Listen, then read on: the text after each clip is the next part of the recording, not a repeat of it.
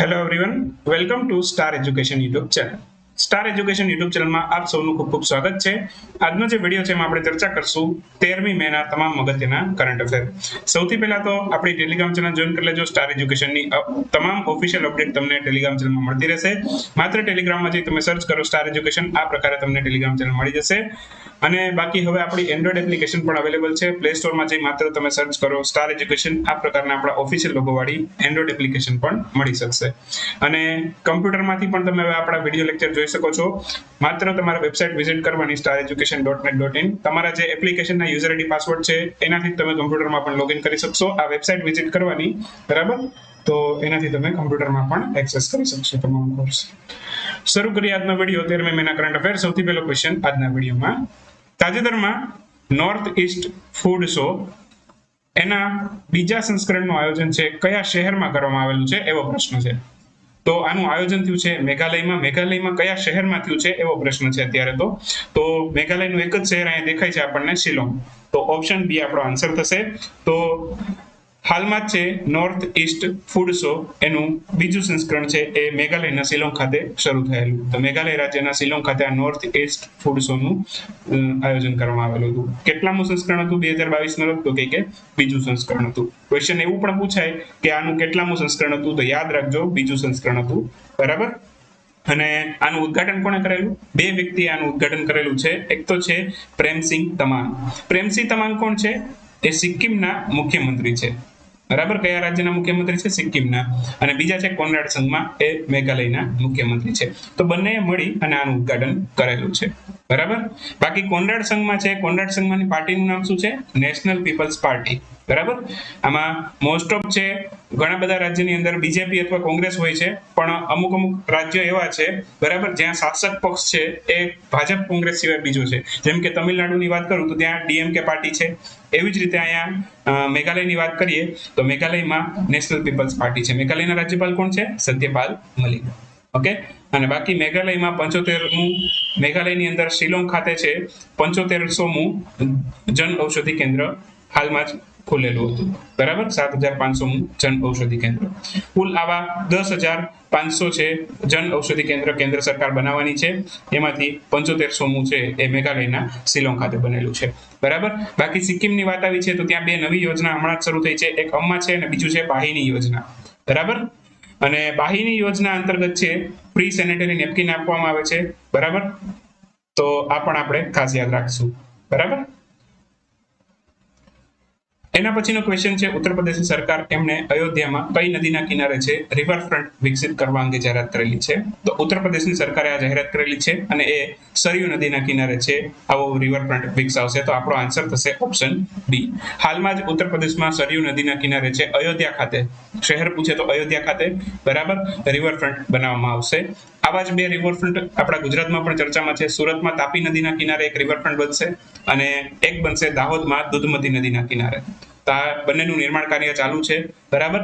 તો આ ગુજરાતના પણ આપણે ખાસ અહીંયા રિવિઝન કરી લઈએ. બાકી ઉત્તર પ્રદેશનું રામપુર છે એ ભારતનું સૌપ્રથમ ત્યાં અમૃત સરોવરનું નિર્માણ કરવામાં આવશે ઉત્તર પ્રદેશના રામપુર ખાતે, બરાબર? ત્યાર પછી ગણતંત્ર દિવસની ઝાંખી છે તો એમાં ઉત્તર પ્રદેશ છે, બરાબર, એને બેસ્ટ ટેબ્લો એવોર્ડ અથવા તો શ્રેષ્ઠ ઝાંખીનો પુરસ્કાર મળેલો હતો ઉત્તર પ્રદેશને, બરાબર? અને આ ઝાંખીની થીમ શું હતી? ઝાંખીની થીમ હતી વન ડિસ્ટ્રિક્ટ વન પ્રોડક્ટ અને કાશી વિશ્વનાથ ધામ. ખાસ યાદ રાખીશું. અને ઉત્તર પ્રદેશની સરકારે હાલમાં જ સ્કૂલ ચલો અભિયાનની પણ શરૂઆત કરેલી હતી. અને ઉત્તર પ્રદેશ ખાતે પ્રધાનમંત્રી નરેન્દ્રભાઈ મોદીએ પૂર્વાંચલ એક્સપ્રેસ વેનું ઉદ્ઘાટન પણ કરેલું હતું. અને આ પૂર્વાંચલ એક્સપ્રેસ વે કયા બે શહેરોને જોડે છે? લખનૌ ને ગાઝીપુર સાથે જોડે છે, બરાબર? અને બાકી શાકભાજીના સૌથી વધુ ઉત્પાદનની અંદર છે ઉત્તર પ્રદેશ પ્રથમ ક્રમ પર હતું. પશ્ચિમ બંગાળને પાછળ છોડી ઉત્તર પ્રદેશ પહેલા નંબરે આવી ગયું છે શાકભાજીના ઉત્પાદનની અંદર. અને ફળોના ઉત્પાદનમાં સૌથી પહેલું પૂછે તો એ કયું હતું? આંધ્રપ્રદેશ. શાકભાજીમાં ઉત્તર પ્રદેશ, ફળોમાં આંધ્રપ્રદેશ.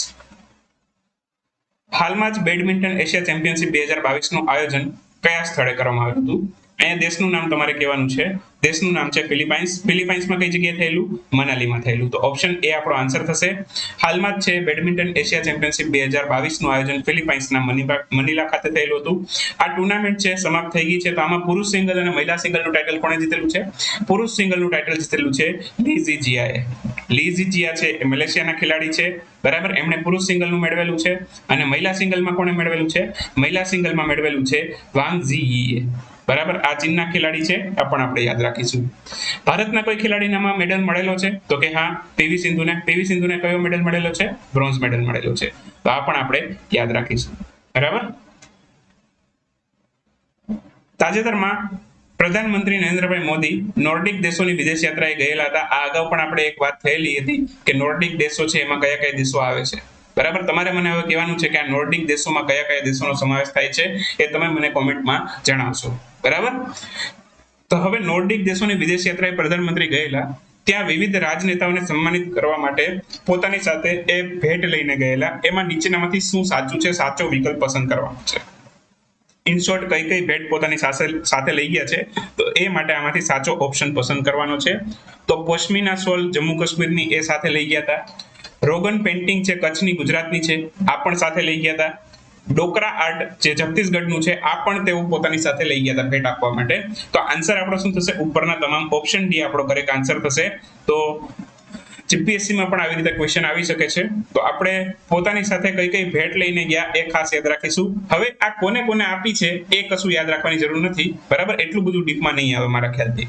તો નોર્ડિક દેશોની વિદેશ યાત્રાએ ગયેલા હતા અને એમાં વિવિધ રાજનેતાઓને સન્માનિત કરવા માટે પોતાની સાથે આટલી કુલ 6-7 ભેટ લઈ ગયા હતા. તો આ આટલું આપણે આમાંથી યાદ રાખવાનું થાય. જેમ કે સિલ્વર મીનાકારી બર્ડ ફિગર છે, આ બનારસનું છે. બનારસ ક્યાં આવેલું છે? બિહારનું. તો અથવા એમ પણ પૂછે કયા રાજ્યનું છે સિલ્વર મીનાકારી બર્ડ ફિગર. ઓપ્શનમાં બનારસ પણ આપે અથવા બિહાર પણ આપે, બરાબર. તો ખાસ ધ્યાન રાખવું, શહેરોના નામ આપેલા હોય તો બનારસ આપશે, રાજ્યના નામ આપેલા હોય તો બિહાર આપશે. ઓકે, તો કયા રાજ્યનું છે કયા શહેરનું છે એ પણ યાદ રાખીશું. સિલ્વર મીનાકારી બર્ડ ફિગર, બરાબર, બિહારના બનારસનું છે. એના પછી પશ્મિના શોલ એ જમ્મુ કાશ્મીરનું છે, એ પણ પોતાની સાથે ગિફ્ટ આપવા માટે લઈ ગયેલા. તરાક્ષી અથવા તો એને કહેવાય છે કોફ્તગીરી. ઓકે, આ કોફ્તગીરી છે રાજસ્થાનનું છે, બરાબર. ત્યાર પછી રોગન પેઇન્ટિંગ ગુજરાતના કચ્છ જિલ્લાની છે, એ પણ પોતાની સાથે લઈ ગયેલા. પછી એમ્બ્રોઇડરી હેન્ડીક્રાફ્ટ વોલ હેંગિંગ એ પોતાની સાથે લઈ ગયા હતા, આ પણ ગુજરાતના કચ્છ જિલ્લાનું છે. તો ગુજરાતના કચ્છ જિલ્લાની બે વસ્તુ પોતાની સાથે લઈ ગયા, એક તો રોગન પેઇન્ટિંગ, બીજું એમ્બ્રોઇડરી હેન્ડીક્રાફ્ટ વોલ હેંગિંગ, દિવાળ ઉપર ટાંગવાની વસ્તુ છે. અને લાસ્ટ છે brass tree of the life, જે રાજસ્થાન છે. તો રાજસ્થાનની બે વસ્તુ, ગુજરાતની બે વસ્તુ, એક જમ્મુ કાશ્મીરની, એક બિહારની, આમ કુલ 6 વસ્તુ પોતાની સાથે લઈ ગયા હતા. એના પછીનો ક્વેશ્ચન છે ભારતીય હવામાન વિભાગ એમણે બંગાળની ખાડીમાં એક વાવાઝોડું આવવા અંગે અનુમાન લગાવેલું છે. આ વાવાઝોડાનું નામ શું છે? વાવાઝોડાનું નામ છે અસાની, બરાબર.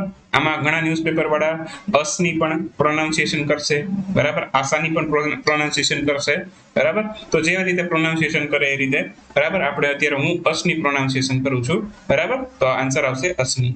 અસની નામનું વાવાઝોડા અંગે છે બંગાળની ખાડીમાં વાવાઝોડું ઉદ્ભવશે, બરાબર, જેનાથી ઓડિશા, તમિલનાડુ, પશ્ચિમ બંગાળ આવા બધા રાજ્યને અસર થઈ શકે છે. તો આ વાવાઝોડા અંગે ભારતીય હવામાન વિભાગે અનુમાન લગાવ્યું છે. આનું નામ રાખવામાં આવ્યું છે અસાની. અને આ નામ કોણે આપેલું છે? નામ આપેલું છે શ્રીલંકાએ. આ વાવાઝોડાનું નામ કયા દેશે આપેલું એવું પણ પૂછે, તો આ વાવાઝોડાનું નામ આપેલું છે શ્રીલંકાએ. ઓકે, બાકી ભારતીય હવામાન વિભાગની વાત કરું તો એની સ્થાપના 1875 માં થયેલી છે. અને આ ભારતીય હવામાન વિભાગ છે અર્થ સાયન્સ મંત્રાલય હેઠળ કાર્ય કરે છે. તો આ પણ આપણે યાદ રાખીશું. એના પછીનો નેક્સ્ટ ક્વેશ્ચન છે તાજેતરમાં ભારતના કયા મંત્રાલય દ્વારા છે રાષ્ટ્રીય પરિવાર સ્વાસ્થ્ય સર્વેક્ષણ રિપોર્ટ છે એના 5મા સંસ્કરણને જાહેર કરવામાં આવ્યું છે. ક્વેશ્ચન એવો પણ પૂછે તમને, બરાબર, કે આ રાષ્ટ્રીય પરિવાર સ્વાસ્થ્ય સર્વેક્ષણ રિપોર્ટ એનું કેટલામું સંસ્કરણ જાહેર કરવામાં આવેલું? તો યાદ રાખજો, આનું 5મું સંસ્કરણ છે, બરાબર. આમાં 2019 થી લઈ, બરાબર, અને 2021 સુધીનો ડેટા લીધેલો છે, બરાબર. 2019 થી લઈ અને 2021 સુધીનો ડેટા લીધેલો છે, બરાબર. તો સ્વાસ્થ્ય અને પરિવાર કલ્યાણ મંત્રાલયે આ જાહેર કરેલો છે રિપોર્ટ, બરાબર. અને કેટલામું સંસ્કરણ છે? તો કે 5મું. તો હાલમાં જ છે આ સ્વાસ્થ્ય પરિવાર રાષ્ટ્રીય પરિવાર સ્વાસ્થ્ય સર્વેક્ષણ રિપોર્ટ છે એનું 5મું સંસ્કરણ છે એ સ્વાસ્થ્ય અને પરિવાર કલ્યાણ મંત્રાલય દ્વારા જાહેર કરવામાં આવ્યો છે. જેના મંત્રી કોણ છે? સ્વાસ્થ્ય પરિવાર કલ્યાણ મંત્રી કોણ છે આપણા? અત્યારે છે મનસુખભાઈ માંડવિયા, બરાબર. અને આમાં 2019 થી લઈને 2021 સુધીની માહિતીના આધારે આ આખો રિપોર્ટ તૈયાર કરેલો છે. હવે આ રિપોર્ટ શું કહે છે? આ આ રિપોર્ટ છે બરાબર, એના અંતર્ગત છે ટોટલ ફર્ટિલિટી રેટ આપવામાં આવેલો છે બરાબર. બીજું, આમાં સૌથી પહેલો રિપોર્ટ ક્યારે જાહેર થયો એવું પૂછે તો સૌથી પહેલો જે રિપોર્ટ છે બરાબર એ જાહેર કરવામાં આવેલો છે 1992 બરાબર. 1992 ની અંદર છે સૌથી પહેલી વખત છે આ રિપોર્ટ જાહેર કરવામાં આવેલો હતો, અને અત્યાર સુધીમાં કુલ આવા 5 રિપોર્ટ જાહેર થયા છે, અને આ 5મું સંસ્કરણ છે બરાબર. હવે આ રિપોર્ટ અંતર્ગત છે ટોટલ ફર્ટિલિટી રેટ આપવામાં આવેલો છે ભારત માટે બરાબર. ટોટલ ફર્ટિલિટી રેટ કેટલો છે આ યાદ રાખવાનું છે તમારા જીપીએસસી માટે, બહુ જ અગત્યનું છે બરાબર, અને ગુણ સેવાની પરીક્ષાઓમાં પણ આવી શકે છે. તો ટોટલ ફર્ટિલિટી રેટ છે બરાબર એ 2.0 રહ્યો છે ભારતનો બરાબર. હોવો કેટલો જોઈએ? 2.1 બરાબર. એટલે કે કોઈ એક કપલ છે, કોઈ પણ રીતે શક્ય નથી કે 2.1 બાળકો ને જન્મ આપે બરાબર. કોઈ માની લો કે એક કપલ છે બરાબર, તો વસ્તીનું બેલેન્સ ક્યારે થાય બરાબર? માની લો કે એ કપલ છે, 2 બાળકોને જન્મ આપે બરાબર, તો જ્યારે આ બંને કપલનું મૃત્યુ થાય બરાબર, ત્યારે એને બેલેન્સ કરવા માટે જો એ 2 બાળકોને જન્મ આપે બરાબર, તો આ વસ્તીનો દર છે એ જળવાઈ રહેતો હોય છે બરાબર. પણ એવું નથી કે બધાએ 2 બાળકોને જન્મ આપવો. કોઈક એવા કપલ પણ હશે કે જે 3 બાળકોને જન્મ આપશે બરાબર, કોઈક એવા કપલ પણ હશે જે 4 બાળકોને જન્મ આપશે, તો કોઈક એવું કપલ હશે કે જે 1 બાળકને જન્મ આપશે. તો સરેરાશ લેવા જાવ બરાબર, તો એ સરેરાશ કેટલો રહેવો જોઈએ? 2.1 રહેવો જોઈએ બરાબર. વસ્તીના નિયંત્રણ માટે કેટલું રહેવું જોઈએ? તો કે 2.1 બરાબર. અને ઘણા કિસ્સામાં એવું હોય, કોઈ માની લો કે 2 બાળકને જન્મ આપે, તો બની શકે કે એ નાની એજમાં તે છે એ બાળક મૃત્યુ પામે, તો પછી છે બરાબર એ માટે થઈને ક્યારેક કોઈ કપલ છે જ્યારે 3 કે 4 બાળકને જન્મ આપતું હોય, તો ત્યારે આ બધી વસ્તુ છે બેલેન્સ થતી હોય. તો ઇન શોર્ટ આ રિપોર્ટ એવું કહેવા માંગે છે કે વસ્તીના નિયંત્રણ માટે છે બરાબર જે ફર્ટિલિટી રેટ છે કેટલો રહેવો જોઈએ? તો કે 2.1. હવે આ 2.1 કરતા જો નીચો હોય બરાબર, 2.1 કરતા જો આ નીચો હોય તો શું થાય? આપણી ભારતની વસ્તી ઘટવા માંડે બરાબર. અત્યારે ભારતની વાત થાય છે, તો આપણે ભારતને જ ઉદાહરણ તરીકે લઈએ છીએ. તો ઇન શોર્ટ પહેલા આપણે શું હતું, વસ્તી છે ખૂબ જ વધતી હતી. આપણો સૌથી પહેલો જ્યારે રિપોર્ટ આવ્યો ને બરાબર, ત્યારે જે ફર્ટિલિટી રેટ હતો એ કેટલો હતો? 3.3 આસપાસ હતો હિન્દુઓનો, અને મુસ્લિમનો હતો 4.4 આસપાસ સૌથી પહેલા રિપોર્ટમાં બરાબર. અત્યારે તો આ બંનેનો જોવા જઈએ તો ખૂબ જ ઓછો થઈ ગયો છે બરાબર. જેમ કે હિન્દુઓનો અત્યારના હાલના રિપોર્ટ પ્રમાણે ટોટલ ફર્ટિલિટી રેટ છે બરાબર એ 1.94 છે, અને મુસ્લિમ સમુદાયનો છે બરાબર એ 2.3 છે બરાબર. તો અત્યારે છે બરાબર આ 2.1 કરતા ઓછું છે. તો ઇન શોર્ટ આપણી વસ્તી છે બરાબર, ટોટલ જે ગણવા જઈએ આપણે, તો એ 2.1 કરતા ઓછું છે. તો ઇન શોર્ટ કહેવા એવું માંગે છે કે ભારતની વસ્તી છે ઘટી રહી છે. ચીનમાં તો 1 point something છે અત્યારે, અને ચીનમાં છે અત્યારે બાળકોને જન્મ આપવા માટે ત્યાંની સરકાર છે પૈસા આપે છે બરાબર. જેમ કેમ પેલા જ્યારે આપણે વસ્તી વૃદ્ધિનો પ્રશ્ન હતો બરાબર, અત્યારે આપણે વસ્તી છે ઓછી થવાના સંકટ ઉપર જઈ રહ્યા છે. જે વસ્તુ અત્યારે ચીન ફેસ કરી રહ્યું છે, આવનારા દિવસોમાં બની શકે કે આપણે પણ એ પ્રશ્ન ફેસ કરીએ બરાબર. કેમ કે આપણો ફર્ટિલિટી રેટ કેટલો થઈ ગયો છે? 2.1 કરતા નીચે થઈ ગયો છે બરાબર. તો આવનારા દિવસોમાં આપણે પણ કદાચ ચીન જેવો પ્રશ્ન છે ફેસ કરી શકીએ. ચીનનો અત્યારે 1 point something થઈ ગયું છે, તો ત્યાંની સરકાર છે બાળકોને જન્મ આપવા માટે લોકોને પ્રેરિત કરે છે. જેમ કેમ આપણે વસ્તી વૃદ્ધિના કારણે 2 child પોલિસી લાવેલી હતી બરાબર, તો સેમ એ જ રીતના હવે ત્યાં બાળકોને જન્મ આપવા માટે લોકોને પ્રોત્સાહિત કરવામાં આવે છે બરાબર. તો બની શકે સેમ એ જ વસ્તુ આવનારા દિવસોની અંદર અમને ઇન્ડિયામાં પણ જોવા મળે બરાબર. હવે વાત કરીએ સૌથી વધુ ફર્ટિલિટી રેટ છે, ટોટલ ફર્ટિલિટી રેટ એ કયા રાજ્યમાં રહ્યો? તો સૌથી વધુ ટોટલ ફર્ટિલિટી રેટ છે બરાબર એ બિહારમાં રહેલો. ત્યાર પછી ક્રમશઃ મેઘાલય, ઉત્તર પ્રદેશ, ઝારખંડ અને મણિપુર. અને તમને આ રિપોર્ટમાં આશ્ચર્ય એવું થશે કે આ રિપોર્ટ પ્રમાણે છે ભારતના માત્ર આ કુલ 5 રાજ્ય જ એવા છે કે જ્યાં 2.1 કરતા ફર્ટિલિટી રેટ વધારે છે બરાબર. આ અહીંયા જેટલા મેં લખેલા છે, બિહાર, મેઘાલય, ઉત્તર પ્રદેશ, ઝારખંડ અને મણિપુર. આ 5 જ રાજ્ય એવા છે જ્યાં 2.1 કરતા ફર્ટિલિટી રેટ ઓછો છે. બાકીના તમામ રાજ્યની અંદર 2.1 કરતા ઓછો છે. એટલે ત્યાં તમામ રાજ્યની અંદર છે વસ્તી વધતી નથી, વસ્તી શું થાય છે? ઘટે છે. બરાબર. તો મારા ખ્યાલથી કોઈ પણ કરંટ અફેરની ચેનલ એવી નહીં હોય કે જે આ ટોપિક તમને એટલું ડીપમાં સમજાવે. બરાબર. તો આ ખાસ ધ્યાન રાખજો. અને આ રિપોર્ટમાં બીજા પણ અમુક 1-2 પોઈન્ટ યાદ રાખવા જેવા છે, જેમ કે કુકિંગ ફ્યુઅલ છે એ વધીને 59% થયું છે અને સેનિટેશન સુવિધાઓ છે એ પણ વધીને 70% જેટલી થઈ છે. તો આ બધું યાદ રાખી શકો છો તમે. પણ આ બધું રેર કેસમાં પૂછે. અત્યારના જે મેં તમને અગાઉ ફર્ટિલિટી રેટ વાળો ટોપિક છે ત્યાં સુધીમાં તમને જે પણ કઈ ક્વેશ્ચન પૂછવો હોય એ પૂછી શકે છે. બરાબર. ચાલો એના પછી હવે વાત કરીએ ક્વિક ન્યૂઝની. ક્વિક ન્યૂઝમાં સૌથી પહેલો ક્વેશ્ચન આજના વિડીયોમાં, ગૂગલ એમણે ભારતમાં પોતાના પબ્લિક પોલિસી હેડ તરીકે કોની નિયુક્તિ કરી છે? તો ગૂગલે નિયુક્તિ કરી છે અર્ચના ગુલાટીની, હાલમાં જ પબ્લિક પોલિસીના હેડ તરીકે.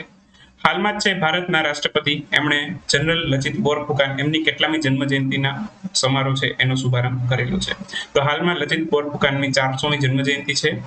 એમનું સામ્રાજ્ય હતું એ અહોમ કિંગડમના નામે ઓળખાતું હતું. બ્રહ્મપુત્ર નદીના કિનારે એમણે મુઘલોને છે 17 વખત હરાવેલા છે. અને આ જે યુદ્ધ છે એ બેટલ ઓફ સરાયઘાટના નામથી ઓળખાય છે ઇતિહાસની અંદર, બેટલ ઓફ સરાયઘાટ. બરાબર. અને બાકી ગુરુ તેગ બહાદુરજી એમની પણ 400મી જન્મજયંતિની ઉજવણી ચાલી રહી છે. તો આ પણ યાદ રાખશું. લચિત બોરફુકાનની પણ 400મી છે અને ગુરુ તેગ બહાદુરજીની પણ 400મી છે. બરાબર. ત્યાર પછી ક્વેશ્ચન છે કે તાજેતરમાં કઈ કંપનીએ મિની ટ્રક એસી નું ઇલેક્ટ્રિક વર્ઝન લોન્ચ કર્યું છે? તો આ કંપનીનું નામ છે ટાટા. એણે પોતાની ઇલેક્ટ્રિક કાર પણ લોન્ચ કરી છે એવન્ય નામથી, 2025 સુધીમાં લાવશે. નેક્સ્ટ ક્વેશ્ચન છે, હાલમાં જ થયેલ નવી શોધ પ્રમાણે ટ્રિપલ બ્લેક વિડો સિસ્ટમ છે એ શેની સાથે સંકળાયેલી છે? ટ્રિપલ બ્લેક વિડો સિસ્ટમ છે એ તારાઓ સાથે સંકળાયેલી છે. તો આન્સર આવશે તારાઓ. બ્રહ્માંડને અનુલક્ષીને આ સિસ્ટમ છે, ટ્રિપલ બ્લેક વિડો સિસ્ટમ તારાઓ સાથે સંકળાયેલી છે. વિશ્વ રેડ ક્રોસ દિવસ 8મી મેના રોજ ઉજવાયો. એની થીમ શું હતી? એની થીમ હતી બી હ્યુમન કાઇન્ડ. #બી હ્યુમન કાઇન્ડ આ એની થીમ હતી. એના પછીનો ક્વેશ્ચન છે, હાલમાં જ છે બર્ડ ફ્લુ એનો H3N8 સ્ટ્રેન છે એનું સૌપ્રથમ માનવ સંક્રમણ છે કયા દેશમાં જોવા મળેલું છે? આ મોટે ભાગે આ જે સંક્રમણ છે બરાબર એ પક્ષીઓમાં જોવા મળે છે, પરંતુ આ સૌથી પહેલી વખત આનું માનવ સંક્રમણ જોવા મળ્યું છે ચીનમાં. બરાબર. એના પછીનો ક્વેશ્ચન છે, તાજેતરમાં COVID-19 રસીકરણ કાર્યક્રમ એને સ્થગિત કરનાર વિશ્વનો સૌથી પહેલો દેશ કયો બન્યો છે? આ ખૂબ જ અગત્યનું. COVID-19 ના રસીકરણ કાર્યક્રમને સ્થગિત કરનાર વિશ્વનો સૌથી પહેલો દેશ બન્યો છે ડેનમાર્ક. આન્સર આવશે ડેનમાર્ક. એના પછીનો ક્વેશ્ચન છે, હાલમાં જ કયા રાજ્યમાં 7 રોપવે પરિયોજનાઓ માટે સમજૂતી કરાર પર હસ્તાક્ષર કરવામાં આવેલા છે? તો 7 રોપવે પરિયોજનાઓ માટે સમજૂતી કરાર થયા છે હિમાચલ પ્રદેશમાં. તો આન્સર આવશે હિમાચલ પ્રદેશ. ત્યાર પછીનો ક્વેશ્ચન છે, 14મી સદીના માલચા મહેલ છે એનો જીર્ણોદ્ધાર કરવા અંગે જાહેરાત કરેલી છે. આ કયા રાજ્ય અથવા તો કેન્દ્ર શાસિત પ્રદેશમાં આવેલો છે? આ રાજ્યનું નામ છે દિલ્હી અથવા તો કેન્દ્ર શાસિત પ્રદેશ છે. દિલ્હી વિધાનસભા ધરાવતો કેન્દ્ર શાસિત પ્રદેશ છે. ભારતમાં વિધાનસભા ધરાવતા કેન્દ્ર શાસિત પ્રદેશોની સંખ્યા 3 છે, દિલ્હી, પુડુચેરી અને જમ્મુ કાશ્મીર. અને બાકી જમ્મુ કાશ્મીરનો હમણાં નવો ઇલેક્ટોરલ મેપ પણ જાહેર થયો છે, તો આ પણ યાદ રાખીશું. ગઈકાલે જ આપણે ચર્ચા કરેલી હતી, તો એ વિડીયો જરૂરથી ડીપમાં સમજાવેલું છે એમાં પણ, એ પણ જોજો. હાલમાં જ હેપેટાઇટિસ બી છે એ ચર્ચામાં રહેલું છે. તે શરીરના કયા અંગને અસર કરતો રોગ છે? હેપેટાઇટિસ બી છે એ લીવરને અસર કરતો રોગ છે. તો આન્સર આવશે લીવર. હાલમાં જ છે ભારતે કયા બાલ્ટિક દેશમાં પોતાનો દૂતાવાસ ખોલવા અંગે જાહેરાત કરેલી છે? તો આન્સર આવશે લિથુઆનિયા. લિથુઆનિયામાં ભારત છે દૂતાવાસ ખોલશે અને સૌથી પહેલો બાલ્ટિક દેશ છે જ્યાં પોતે ભારત દૂતાવાસ ખોલી રહ્યું છે. તો સમાપ્ત થાય છે અહીંયા 13મી મેના કરંટ અફેર. મળીએ આવતીકાલે 14મી મેના કરંટ અફેરમાં. ત્યાં સુધી રજા લેશું. આવજો. Bye bye. Good night. શુભરાત્રી. Thank you for watching Star education.